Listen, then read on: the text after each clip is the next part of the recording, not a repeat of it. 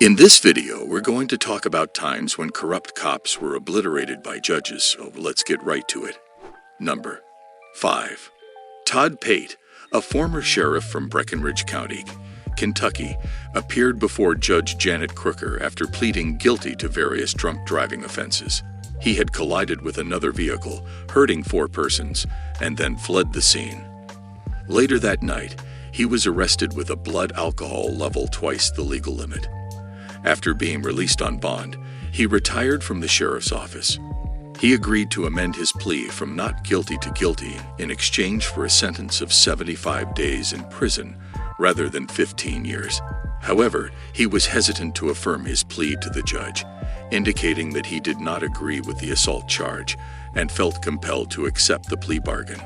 The judge was patient at first, but then became frustrated with his indecision and told him that he was going to jail that day. He finally accepted the terms of his sentence and got credit for time served. Number 4.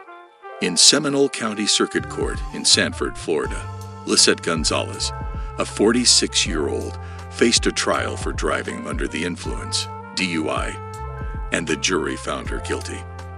However, despite the conviction, her defense lawyer made a final plea to Judge Fred Schott, arguing that there was insufficient evidence to support the DUI charge. The lawyer highlighted the fact that Lisette was never subjected to a breathalyzer or had her blood drawn, raising doubts about the accuracy of the officer's claims. On the other hand, Officer Michael Wagner, who arrested Lisette, stated in his official report that she tested above the legal limit of 0.8, indicating intoxication. However, he later asserted that it was an honest mistake and claimed to have observed signs of intoxication during the arrest. This discrepancy in the officer's account became a focal point of the defense's argument to overturn the jury's verdict. As the case unfolded, it was revealed that Lisette faced additional legal issues after her DUI arrest. A few months later, she was ticketed for driving with a suspended license. Shockingly, the reason for the suspension was attributed to Officer Wagner's false report regarding the DUI incident.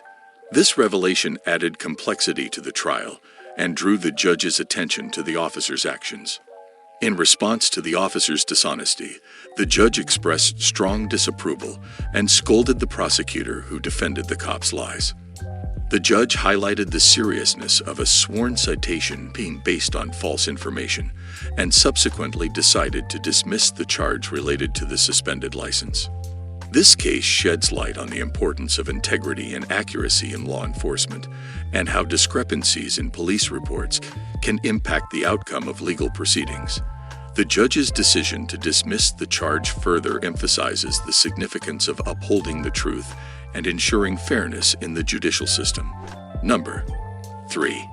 Anthony Waller had his first advisory hearing in Denver, Colorado. In a nearby motel, he was accused with false imprisonment and assault. He was restrained with handcuffs, leg irons, and a belly chain. He requested additional information from the judge. Deputy Brady Lovinger then patted his back to direct him to the clerk. Waller questioned the deputy about his actions. The deputy reacted angrily. He grabbed Waller by his belly chain and pushed him into a metal window frame. He carried Waller out of the courtroom with a wound on his head and broken teeth. The judge accused the deputy of using excessive force. The officer was suspended for 30 days, and Waller won $50,000 in compensation from him and the city. Waller was also convicted of third-degree assault and received 2 years in jail. Number 2. A former sheriff in Ohio was sentenced to prison for stealing and tampering with evidence.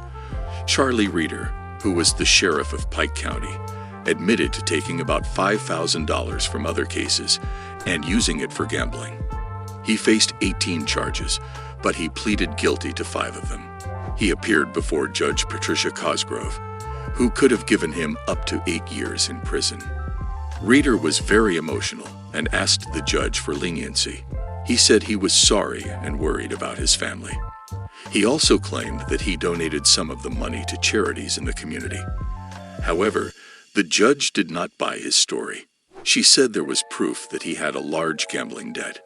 She sentenced him to 6.5 years in prison, but he will only serve 3 years because some of the sentences will run at the same time.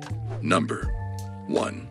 A black motorist named Floyd Dent was brutally assaulted by William Melendez, a police officer, during a routine traffic stop.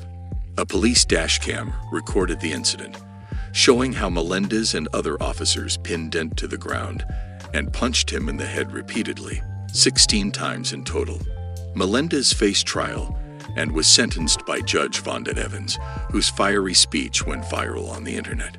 She did not mince words and condemned Melendez for his actions, especially since he and his fellow officers mocked Dent's injuries afterwards. Melendez claimed to be sorry for what he did, but the judge was not convinced. She gave him a prison term of 13 months to 10 years. If you like this video, please leave a like and subscribe to our channel for more notifications. See you next time.